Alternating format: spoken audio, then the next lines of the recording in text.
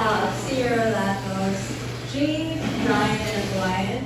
And I'm really happy to see that everyone's enjoying tonight.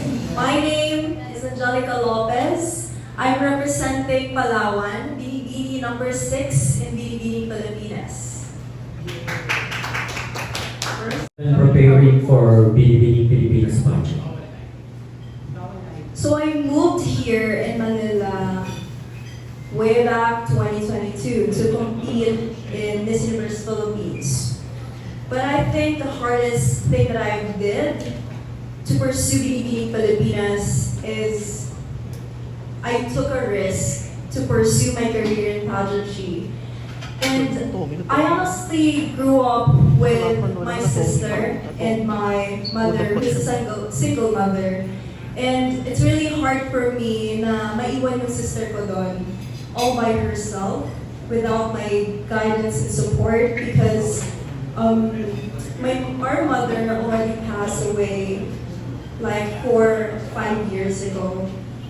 But it's actually my motivation, my greatest motivation, my mother and my sister. I know I'm not doing this not only for myself, but for them as well. Kaya even though I know sometimes I miss them so much, I am longing for their attention, love. I know that someday I will be by their side again. Kasi this dream is not only for me, but for them as well. Last question. So far, ano yung most memorable Pilipinas activities para sa'yo? Yung mga natapos na? Sobrang dami po. There's actually a lot, but the most memorable would probably be the Operation Smile. We went to Santa Ana Hospital, and I see how the children there is really happy to see us being there with their side. And I'm actually thankful with the Binibining Pilipinas charity because they help us to be more productive when it comes to immersing ourselves with the causes such as Operation Smile. Kasi, you know, it's really inspirational, motivational, and life-changing experience because these children really needs our love and understanding.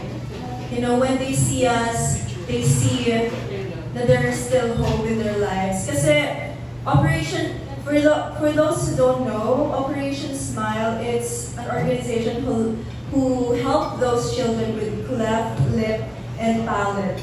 So they operate for free and help those children to bring back their beautiful smiles. And I'm very grateful that I was able to take part in this kind of activity in Binibining Pilipinas. Thank you so much, sir. Hello, Angelica. Finally, Angelica na. Meet and greet na. Yes po. Diba? Thank you so much po. Last month na pinag-usapan natin to. Anyway, what is the best or the right word that will describe you as a Palawenya na sa tingin mo hinahanap ng BPCI para sa mga mananalo ng Pilipinas program? I always describe myself as someone who is resilient. For the past years, I've struggled a lot. At the age of 18, my mother was already gone, and I really had to be independent, to work several jobs, like being an office clerk, cashier, and a model in Palawan, just to support myself financially and my family as well. And through resiliency, I was able to rise up against the difficulties of life. And Binibining Pilipinas is all about helping the marginalized, those people who has limited resources. And if they see someone like me who's resilient enough to withstand those obstacles in life, they will be more inspired to do better in their lives as well, to be more productive. And someday they will say, oh, I also want to be just like her. Wow. Puro na yan. For my last question, if you will win one of the titles of the state this year, how will you going to influence the young women here in the Philippines para maging example ka at tularan nila someday? I want for them to love themselves more and to know their core, to know themselves. Because if you know yourself well, you'll be able to realize your strengths and your weaknesses and how are you going to use that as a fuel to better yourself, not only for yourself, but for other communities, for other striving communities, for you to be able to become a beacon of hope for them. And that's one thing that I really want to teach the young women, the young generations nowadays. Kasi I feel like nowadays, these young children, these young women are already forgetting how to love themselves. They're focusing on things that are not really that important. And sometimes it leads to depression, right? And if we teach them more about self-love, then they will be able to become the best, better version of them. Thank you very much. And best of luck sa aming event ng BB sa press presentation and court sa coronation. Thank you so much. I improved when it comes to pasarela. I improved what needs to be improved, and thanks to the help of my mentor, Mami G, sabi nga po sa akin, oh, magaling ka na. Mas pinupush mo pa talaga mas maging magaling sa pasarela, ati ka ba? Sabi nila ganun. But I don't mind at all kasi I feel like walking on stage is really my power. So stage is my home actually. And I have a favorite saying. It says na life is a catwalk.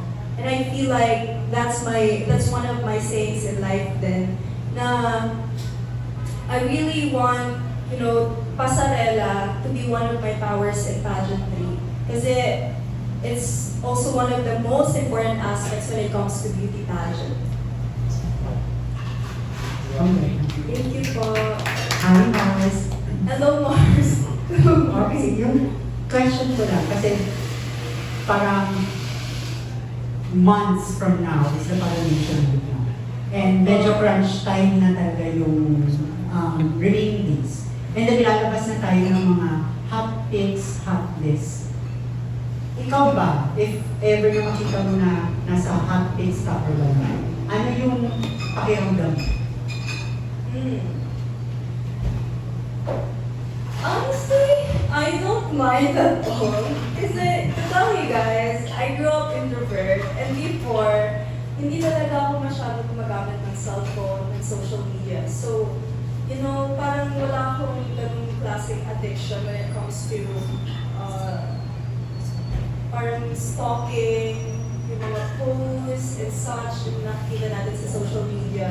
So, whenever I see hot pics, parang okay, if I'm there, I'm happy, I'm grateful. But if I'm not, it's okay. It's their decision.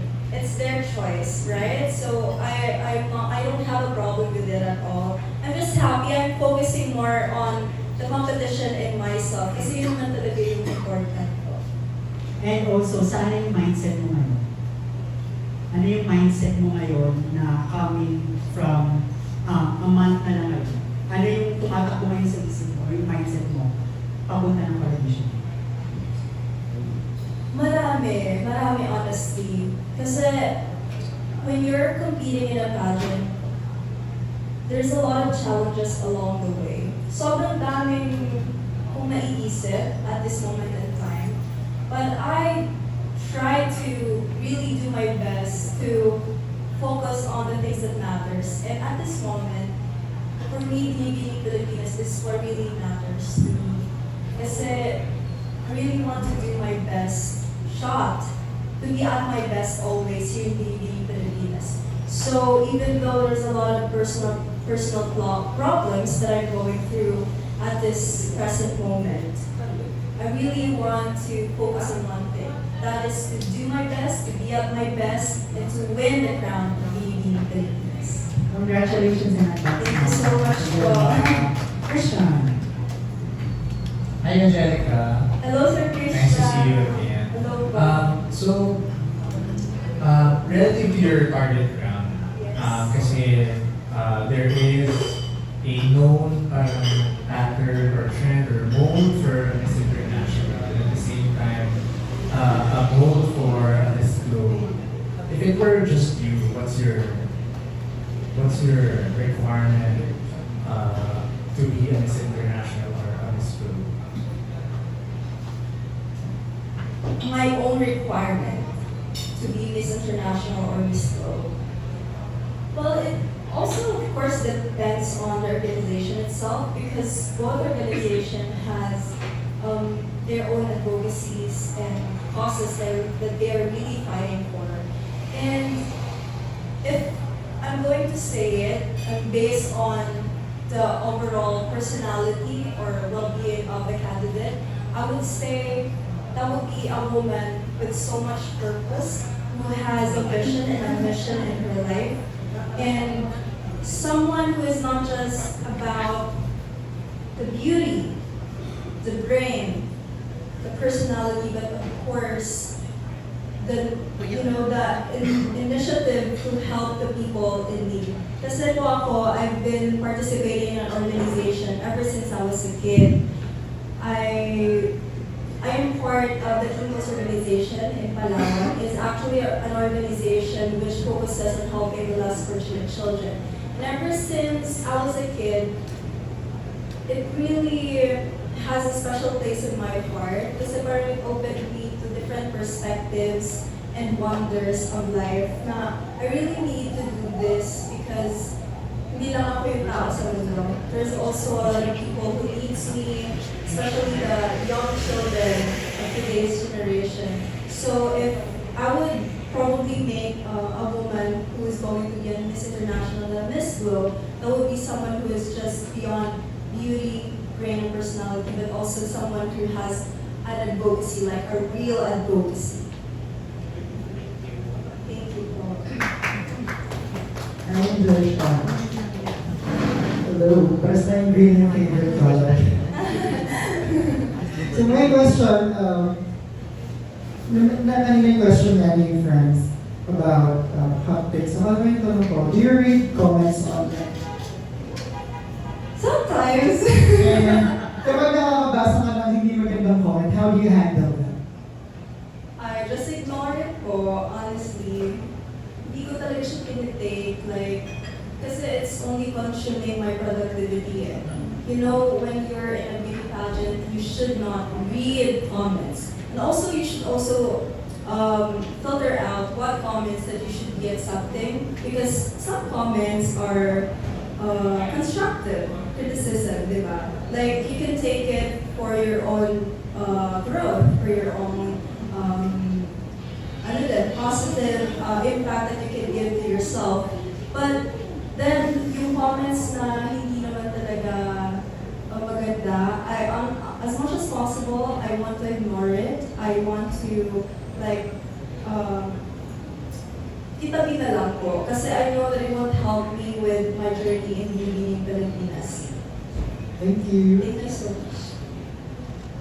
Tamilok in the crocodile music. I have tried tamilok. It tastes like slimy coconut. Yung parang, yeah, it's like that. The texture is like that po.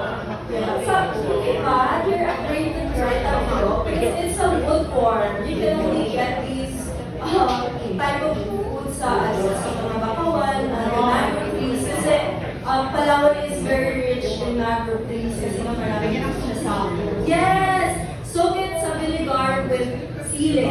It's very good. Should try it. Ano yung ang tawag dito? Crocodile? Crocodile sisig. Pero it's not the adult crocodile, ha? It's the baby crocodile. Yes. and answer on Gusto ko yung ruffled feathers, ha? Alright, so when you joined Miss Universe Philippines, you were regarded as a dark horse. Here at Pilipinas, you are now regarded as one of the heavy favorites. Now, how will you respond to some allegations that you're a favorite of the production team from Binibining Pilipinas, that they would adjust around you? How will you respond? May chiching ganon? Well, just to give you a little bit of context, syempre kapag umpisa pa lang ng pageant, lahat kayo very friendly with each other, lahat kayo parang very civil. Pero habang tumatagal ang pageant, medyo lumalabas na yung mga kalabit. So medyo nakakarinig na ako na may mga favoritism sa loob. Hindi naman nila sinasabi kung sino, but since you're one of the heavy favorites in the competition, most likely, maaambulan ka ng ganung chismis. How will you respond to that? Honestly, I would respond to that kind of issue positively because I don't want to believe in hearsay. I want to believe in rumors or allegations that doesn't have sufficient evidence. And I know myself well. If other people are telling things like that towards me or towards the organization, they should reflect those words that they're saying, that they're relaying to other people. Because if you don't have enough proof, then why would you say such things, right? I honestly respect those people, but of course, they need to also be careful of what they're saying. Because nowadays, you know, when an issue like that comes out, marami talaga tao na maniniwala. They should also be more cautious about that kind of issue. So, as for me, I want to respond positively and just ignore things and focus on